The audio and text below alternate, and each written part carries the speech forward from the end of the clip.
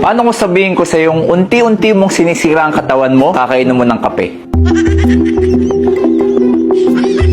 Malaking kasinungalingan yung sinasabi nilang kailangan mo ng 8 glasses of water every day.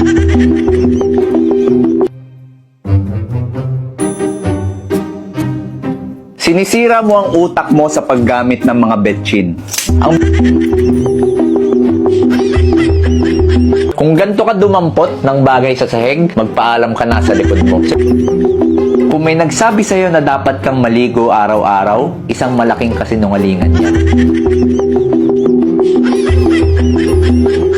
Alam mo bang mas lalo mong sinisira ang mukha mo sa paggamit ng mga pimple patch? Oh, kakain ka na naman sa gabi. Tataba ka talaga niya. Ate, pwedeng pa-picture? Pang-ID lang. Ah, sige. Thank you.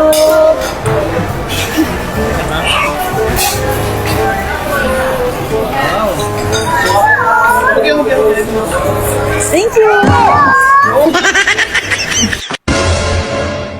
Aray, ba't mo ako hinampas? Sinabihan mo akong brainless. Nung nakaraang buwan pa yan ah. Ngayon ko nga lang na-gets. What? Sorry, na-late ako. Tagal-tagal mo naman. Saan ka ba nakarating? Order ba kayo? Ba't mo kinakain yan? Di pa kami nakaka-order.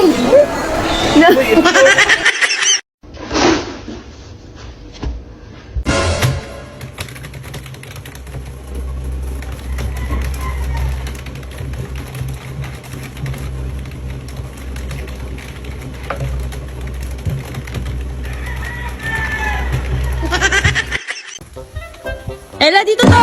Ella! Ella! May payong ka, ba't hindi mo ginamit yung payong mo? Oo, ano? Teka lang.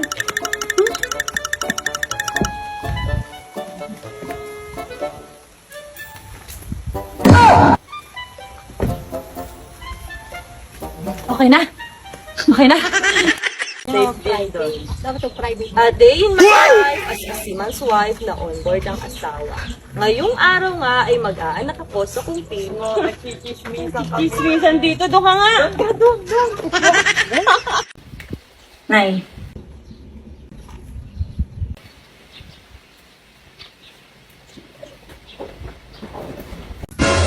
Hoy, ano yan? Pitas silang pitas dyan. Ano ginagawa mo dyan? Pansigang lang po. Eh, bakit? Nasaan ka nung tinanim ko yan? Ay, nasa kulungan. 15 years ako sa kulungan. Eh, ba't anong kaso mo? Nakapatay ako ng madamot. Eh, sige, meron pa ng talo sa kabila. Hoy, Jillian, yung ba't yung toothpick ko yung konti na lang? Saan mo dinala, ha? Malay ko, pag ginagamit ko yan, sinasoli ko din.